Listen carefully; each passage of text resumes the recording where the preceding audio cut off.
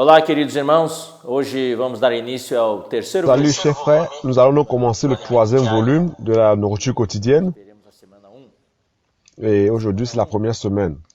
O assunto é as coisas Le sujet c'est les choses sacrifiées aux idoles. Esse terceiro volume do Alimento Et le Diário. thème de ce troisième volume de la nourriture quotidienne c'est « Je fais tout pour l'évangile Então, no tema desta semana, no assunto desta ». Alors le thème coisas de cette semaine, a ídolos, les choses sacrifiées aux idoles, qual é a ênfase? Nós podemos ficar focados c'est basé sur quoi? Donc nous ne pouvons pas nous focaliser sur les sacrifices aux idoles. C'est quelque chose de négatif, c'est vrai que l'épître de Paul aux Corinthiens apparemment présente des problèmes. On a 11 problèmes pelo problema da divisão, et le premier todos os problemas. qui est à l'origine de tous ces problèmes, c'est la division. O problema está assunto Et parmi ces 11 problèmes, bastante que é il y a un sujet qui est préoccupant, c'est les choses sacrifiées aux idoles. Coríntios, na verdade, não Nous pouvons nous rendre compte de ce que 1 Corinthien ne traite pas du salut individuel des personnes. En Romains, oui, Romains que nous avons vu de par le passé, traite du salut individuel et de la vie de l'Église et du corps. Mais 1 Corinthien vida da igreja. traite principalement de la vie d'Église, la vie du corps. Então, entre os problemas apresentados, Alors parmi les problèmes, les 11 problèmes qui sont présentés, on a donc celui de la nourriture sacrifiée Paulo aux idoles. resolveu os problemas, ou tentou resolver. Donc Paul a résolu les problèmes, il a essayé de résoudre les problèmes, de donner des explications. Ce que nous voulons, c'est que vous Tendência de querer puissiez vous rendre compte que le plus souvent nous essayons de vouloir résoudre tous les problèmes de l'Église. On se spécialise à devenir pompier, apagar fogo, comme un frère pompier qui veut éteindre les incendies. apagar incêndio, é prevenir o incêndio. Alors, au lieu d'éteindre l'incendie, le mieux c'est de prévenir. Donc, Paul a profité A situação da igreja de l'opportunité de la situation de l'église à Corinthe, où il y avait beaucoup de problèmes. riquezas Il a donc profité de cette occasion-là pour présenter toutes les richesses de Christ. Donc, ça, c'est le principe líderes da igreja qui doit aider les leaders de l'église uma solução. pour résoudre les problèmes. A verdadeira solução não é resolver Donc, la vraie solution ne consiste pas à résoudre tous les problèmes. La vraie solution est en Christ sua maravilhosa et Jésus-Christ crucifié. C'est-à-dire aimer Christ et sa croix, pardon. tantos itens. Dans le côté possible de croix de Jésus, on a plusieurs éléments. Dans 1 Corinthiens, c'est Muitas riquezas. l'épître qui présente plus des éléments de Christ. Que Cristo é em contraste com os problemas. Donc, il présente ce que Christ est Que havia en contraste aux problèmes. Donc, à chaque problème, il y avait deux éléments de Christ, de ce que Christ est. Par exemple, je vais donc rapidement essayer de mentionner 20 éléments de ce que Christ est dans 1 Corinthiens 12. Il dit que Christ est notre portion. C'est la portion que Dieu a donnée à tous les frères. L'Église, le chapitre 24 dit que Christ o poder de Deus e a sabedoria de Deus. est la puissance de Dieu, la sagesse de Dieu. Que Cristo Il dit encore que Christ justificação, il y a notre justification, notre sanctification et notre rédemption, notre justice, sanctification et rédemption. falar, descrever Je n'ai pas le temps de décrire chacun de ces éléments, je vais juste les citer. Mais en fait, chacun de ces éléments, c'est constituerait un message entier parce que c'est très riche. Chapitre 2, Christ nous est présenté comme le Seigneur de la gloire et les profondeurs de Dieu. Versets 8 et 10. Chapitre 3, il nous est présenté comme le fondament unique de l'édifice de Dieu. Chapitre 5, Christ nous est présenté comme l'agneau de Pâques et le pain sans ferment. Chapitre 10, Christ nous est présenté espiritual, nossa comme notre aliment spirituel, notre boisson spirituelle et la pierre spirituelle qui nous suit. 12, ele é o Dans chapitre 11, il est la tête, il est le corps. Chapitre 15, il y a 4 éléments. Il représente les prémices, la résurrection, o segundo homem, il est le deuxième homme, le dernier Adam, et il est esprit et vie. Donc, la solution au problème de l'Église, c'est de se réjouir en Christ. Donc, lorsqu'on se réjouit en Christ, on est plus fort et les problèmes disparaissent. Alors, notre objectif doit être quoi? Paul a présenté dans ses épîtres que nous ne devons pas nous focaliser sur les problèmes. On doit plutôt se focaliser sur Christ et sa croix. Sa croix, la croix permet à enlever toutes les choses négatives. Donc, en Jésus, plusieurs éléments ont été crucifiés, nos péchés, notre nature pécheresse, qui est le péché. Satan a été crucifié, le monde a été crucifié, la vieille création, qui inclut la chair, a été crucifiée, le vieil homme a été crucifié, avec notre ego, notre moi. Et pour terminer, les ordonnances, la loi de commandement sous forme d'ordonnance, qui est à l'origine du plus grand nombre de problèmes dans l'Église, qui cause des divisions entre nous, cela aussi a été crucifié. Donc, la solution, c'est dans la croix. Alors, où est la croix aujourd'hui? La croix, c'est pas une doctrine. La croix est dans l'esprit. C'est pour cela que la Bible dit que le Seigneur est l'esprit. C'est lui qui s'unit avec le Seigneur est un esprit avec lui. Alors, le dernier Adam est devenu l'esprit qui donne la vie. Donc, tous les éléments de ce que Christ est, de son œuvre et de sa personne, se trouvent dans la croix de Christ. Dans la croix de Christ et l'incarnation de Jésus. Donc, c'est dans la vie de Jésus, dans son humanité élevée, dans la souffrance de l'homme Jésus, c'est dans sa mort, c'est dans sa résurrection, c'est dans son ascension. Donc, la mort qui est l'élément qui annule, c'est la croix de Christ. Donc, tout cela, c'est dans l'esprit. Que devons-nous faire donc? C'est de nous réjouir en Christ. Paul a dit qu'il ne voudrait rien savoir sinon Christ et Jésus-Christ crucifié. Ceci, c'est le résumé de lundi. Donc, mardi de cette première semaine, du troisième volume de la nourriture quotidienne, nous voyons aussi, et il dit que notre corps est le sanctuaire de l'Esprit Saint. Nous n'allons pas aborder tous les détails. Les détails, vous allez les voir dans la lecture. Nous voulons tout simplement vous donner les principes principaux qui vont vous aider à préparer les messages que vous allez donner, vous qui êtes de ceux qui partagent le message. Donc, nous devons premièrement nous rendre compte de ce que le chapitre 6 dit que nous sommes le temple de l'Esprit Saint, le sanctuaire de l'Esprit Saint. Alors, dans ce livre de 1 Corinthiens, le chapitre 7, il traite du problème du mariage. Le chapitre 8 parle de la viande sacrifiée aux idoles. Alors, nous savons que tant le mariage que la nourriture, c'est donné par Dieu pour sa joie, pour lui apporter le bonheur. Donc, le mariage, c'est quelque chose qui est très important dans notre vie humaine.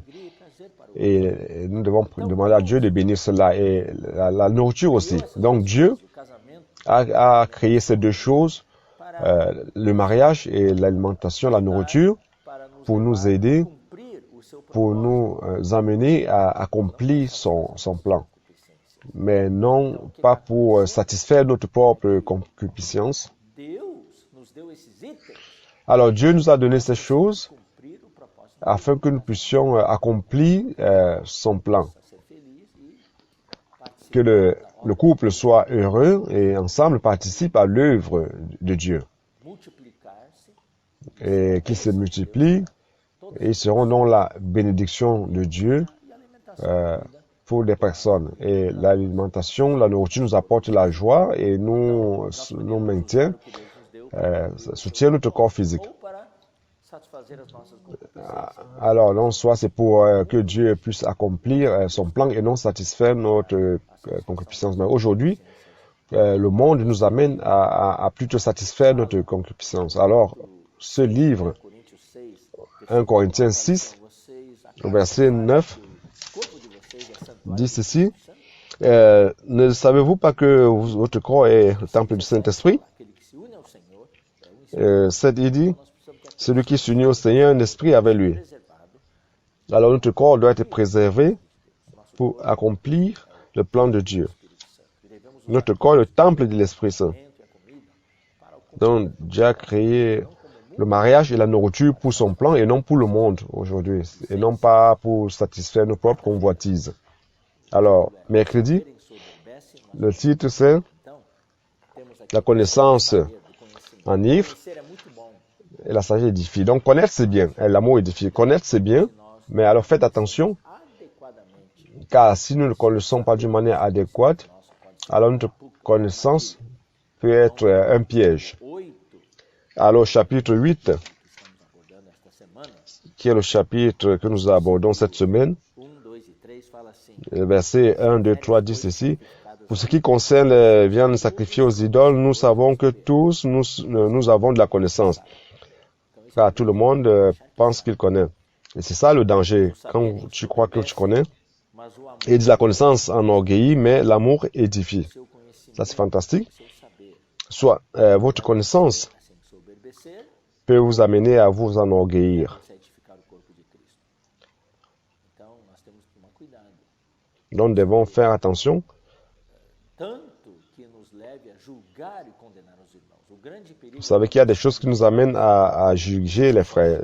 Le danger de ce que de l'excès de connaissance vous amène à juger. Vous fermez, vous commencez à juger et à condamner les autres. ajuda dos outros. Vous n'arrivez plus à recevoir de l'aide des autres. Ministrar a palavra, você Car lorsque vous écoutez quelqu'un qui partage, qui donne un message, vous vous mettez à juger et à condamner. Mais l'amour, au contraire, nous amène à nous vider.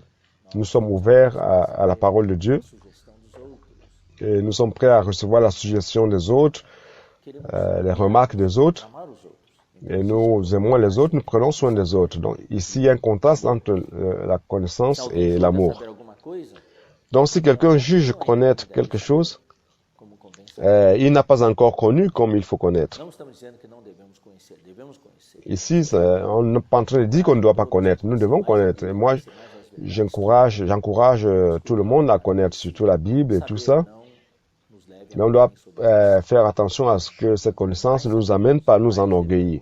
Plus nous connaissons, mais devemos. plus nous devons nous humilier. Quanto mais uma pessoa sabe, mais ela se dá conta. Donc plus une personne connaît, plus elle se rend compte qu'elle ne sait rien. Versículo 3 fala, mas se alguém ama Alors Deus, verset 3 dit ceci, mais si quelqu'un aime Dieu, celui-là est connu de lui.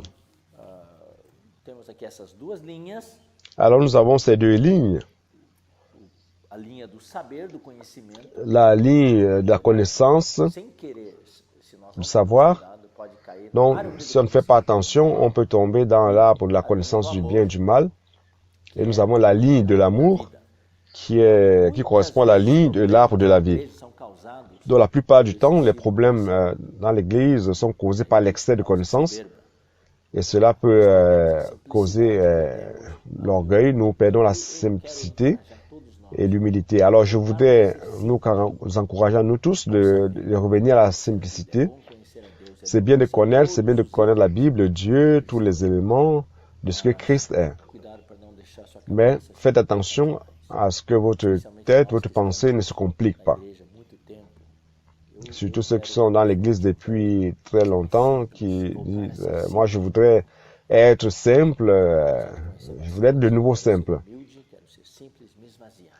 Je voudrais me vider afin que l'amour puisse prévaloir en moi. Loué soit le Seigneur.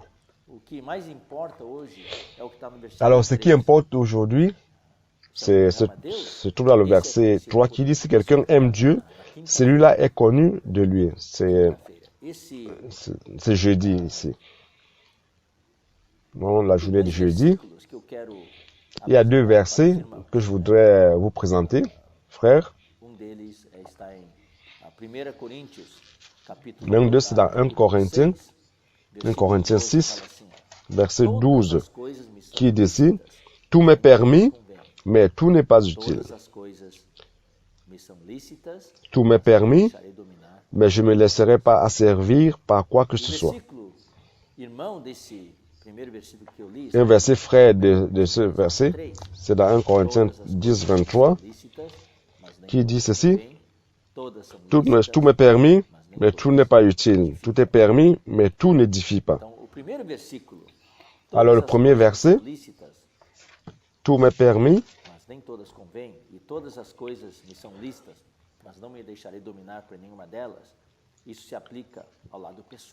mais je ne me laisserai pas dominer, asservir par quoi que ce soit. » Cela s'applique.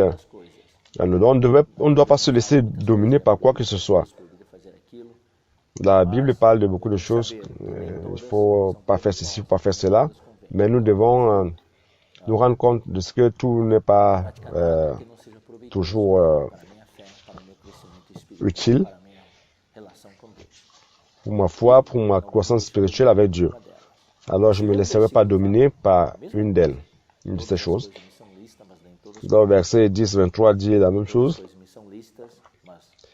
Il dit tout est permis, mais tout n'est pas utile. Tout est permis, mais tout n'édifie pas. Alors la question que nous devons nous poser, est celle-ci. Vous pouvez connaître beaucoup de choses et à travers et par votre connaissance, vous dites que vous avez la liberté de faire beaucoup de choses. Non, la question est celle-ci. Est-ce que cela édifie? Donc, notre objectif, c'est édifier l'Église. Tout ce que nous faisons doit converger vers l'édification de l'Église. Donc, tout ce que je fais, je dois me poser la question, est-ce que cela édifie l'Église? Est-ce que cela édifie les frères? Et cela nous restreint. Lorsque Paul dit ici, quelqu'un aime Dieu, verset 3, celui-ci est connu par lui. Donc, il se connaît par lui en grec, c'est dit que être connu par Dieu ici veut dire que je me rends compte que je suis propriété de Dieu. Donc, je veux que ma vie soit une joie pour Dieu, un plaisir pour Dieu. C'est-à-dire que j'appartiens au Seigneur. Tout ce que je fais démontre que je suis sa propriété et que je lui appartiens et qu'il est mon maître. Et pour cela, je veux lui plaire. Et voilà. Donc, tout ce que nous faisons, nous devons nous poser la question, est-ce que je fais édifier l'Église? Est-ce que cela édifie les frères? Et deuxièmement, ce que je fais, Seigneur, cela te plaît-il? Cela te donne-t-il de la joie? Ça, c'est être connu de Dieu. Donc, nous devons être aimés de Dieu, être connus de lui. Être connus de lui, c'est-à-dire qu'il approuve ce que nous faisons.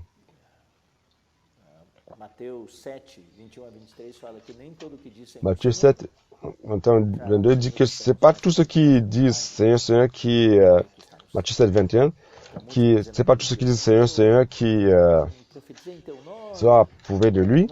Ils diront, ah, nous avons fait des miracles en ton nom, nous avons chassé les démons en ton nom. Le Seigneur va dire ceci, que dira-t-il?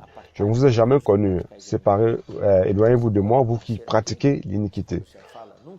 Alors, ici, connaître ici veut dire, je n'ai jamais approuvé ce que vous faisiez.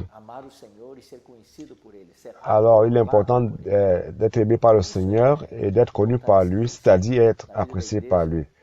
Donc, cela, c'est retourner à la simplicité de la vie d'Église. Aimons le Seigneur, aimons notre service que nous lui rendons. Et notre service doit découler de l'amour. Et il va donc approuver notre service. Alors, le samedi, le sujet, c'est préoccuper des frères et l'autre dimanche, c'est chercher Christ. Donc, c'est le chapitre 8 de 1 Corinthiens, lorsqu'on traite le sujet des viandes, de la nourriture sacrifiée aux idoles. Apparemment, le problème, c'est la nourriture sacrifiée aux idoles, mais en fait, le fond du problème, c'est de prendre soin de la conscience des frères. Donc, les choses sacrifiées aux idoles sont en fait le symbole de ce qui se pratique dans l'Église ou alors que nous pratiquons dans notre quotidien. Donc la Bible le plus souvent utilise la nourriture comme la description des problèmes, les problèmes qu'il y a à l'Église, les conflits qu'il y a dans l'Église. Mais cette nourriture, entre guillemets, représente en fait les pratiques, ce que nous faisons.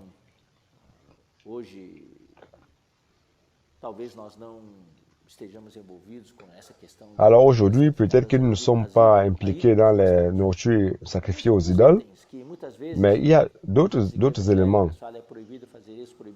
Il y a certaines églises évangéliques qui interdisent de faire ceci ou de faire cela. Par exemple, est-ce qu'un chrétien peut boire du vin?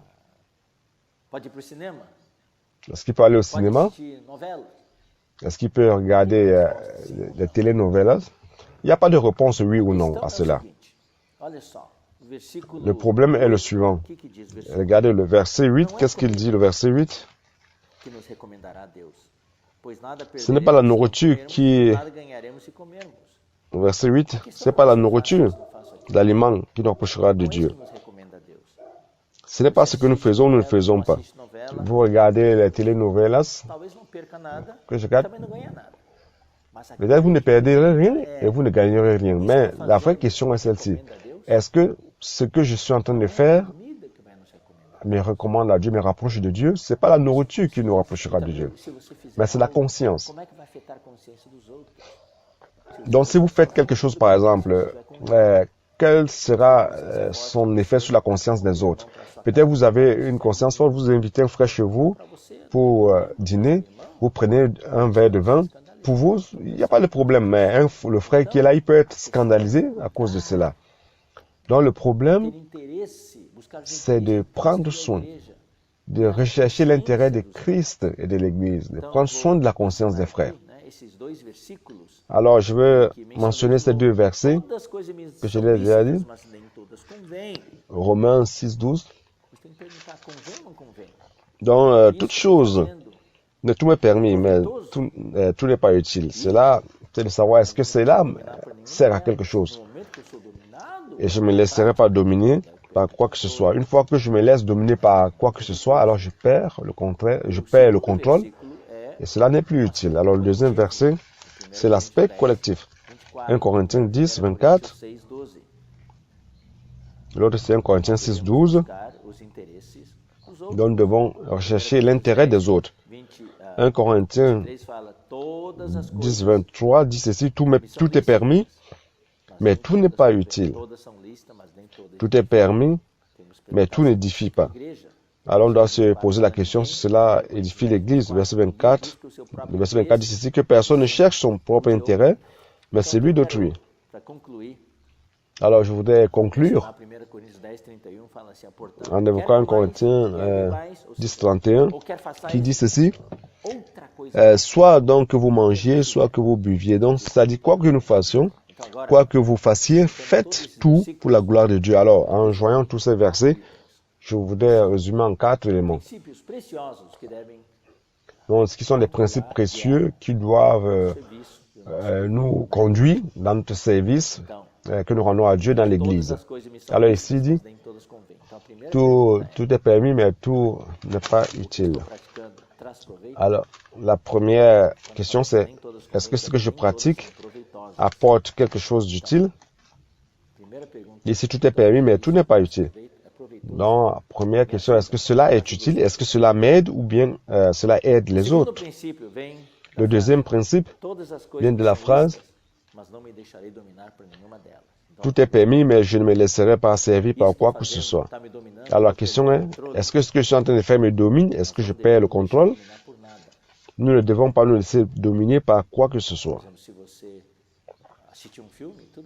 Par exemple, si vous regardez un film, il n'y a pas de problème. Mais si vous êtes addictif à une série et vous passez tout le temps assis devant la télé, non, ça c'est pas bien. C'est pas utile. Alors, le troisième principe est, tout est permis, mais tout n'édifie pas. La question est, dans ce troisième principe, est-ce que ce que je fais édifie les frères? Est-ce que cela m'édifie? Est-ce que cela édifie les frères? Et pour terminer, 1 Corinthiens 10, 31, Soit donc que vous mangiez, que vous buviez, et quoi que vous fassiez, faites tout pour la gloire de Dieu. La quatrième question, c'est est-ce que cela glorifie Dieu? Si cela ne glorifie pas Dieu, j'arrête. Si ça glorifie Dieu, je le fais. Alors, ce sont les 4 questions que nous devons nous poser. Si la réponse est non, il est mieux donc de ne pas pratiquer cela. Alors, il est intéressant, chers frères, au chapitre 8, verset 13.